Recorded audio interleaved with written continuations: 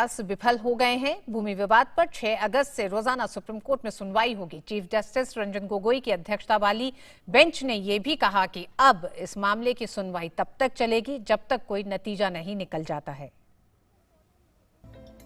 अयोध्या में भूमि विवाद से जुड़े मामले में मध्यस्थता से कोई नतीजा नहीं निकल सका है। राम जन्मभूमि बाबरी मस्जिद भूमि विवाद का सर्वमान्य समाधान मध्यस्थता के माध्यम से खोजने में सफलता नहीं मिलने के बाद सुप्रीम कोर्ट ने कहा है कि अब इस मामले में 6 अगस्त से रोजाना सुनवाई होगी।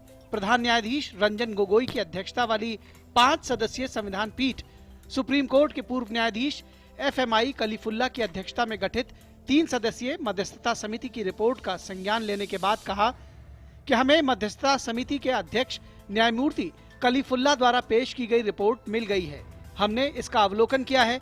मध्यस्थता कार्यवाही से किसी भी तरह का अंतिम समाधान नहीं निकला है, इसलिए हमें अब लंबित अपील पर सुनवाई करनी होगी जो 6 अगस्त से शुरू होगी। ये सुप्रीम कोर्ट ने आज ये डायरेक्शन दिया है कि वो 6 अगस्त से इस केस की डे टू डे हियरिंग करेंगे। सुप्रीम कोर्ट ने फर्दर कहा है कि निर्मोही अखाड़ा और रामलला विराजमान का सूट वो पहले टेकअप करेंगे। गौरतलब है कि सुप्रीम कोर्ट ने इस मामले को हल करने के लिए मध्यस्थता समिति को सौंपा था। पिछले महीने समिति का कार्यकाल बढ़ा दिया गया। समिति ने अपनी रिपोर्ट में कहा है कि हिंदू और मुस्लिम पक्षकार इस पेचीदगी भरे विवाद का कोई सर्वमान्य समाधान नहीं खोज सके। इस रिपोर्ट के बाद शीर्ष अदालत ने कहा कि इस प्रकरण के पक्षकारों को अपीलों पर सुनवाई के लिए अब तैयार रहना चाहिए।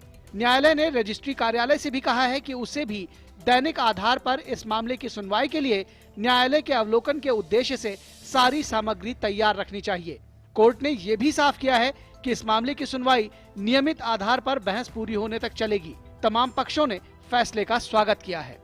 हम बहुत प्रसन्न हैं कि नित्य प्रति सुनवाई होकर के जल्द से जल्द राम मंदिर बनने की प्रक्रिया चालू हो जाए। हम लोग भी चाहते हैं कि सुनवाई शुरू हो, इसका फैसला जल्द हो, क्योंकि ये राजनीति में 70 साल से घूमता रहा है। प्रधान न्यायाधीश रंजन गोगोई की अध्यक्षता वाली संविधान पीठ 6 अगस्त को इलाहाबाद उच्च न्यायालय के दिसंबर 2010 के फैसले के खिलाफ दायर 14 अपीलों पर सुनवाई शुरू करेगी। संविधान पीठ के अन्य सदस्यों में न्यायमूर्ति SK बोबडे, न्यायमूर्ति धनंजय वाई चंद्रचूड़, न्यायमूर्ति अशोक भूषण और न्यायमूर्ति S अब्दुल नजीर शामिल हैं। उच्च न्यायालय ने इस फैसले में अयोध्या में 2.77 एकड़ की विवादित भूमि इसके 3 पक्षकारों सुन्नी वक्फ बोर्ड, निर्मोही अखाड़ा और रामलला के बीच बराबर बांटने का आदेश दिया था।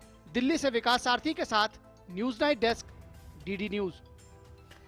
त्रिपुरा में स्थानीय पंचायत चुनाव में बीजेपी को भारी जीत मिली है। पार्टी ने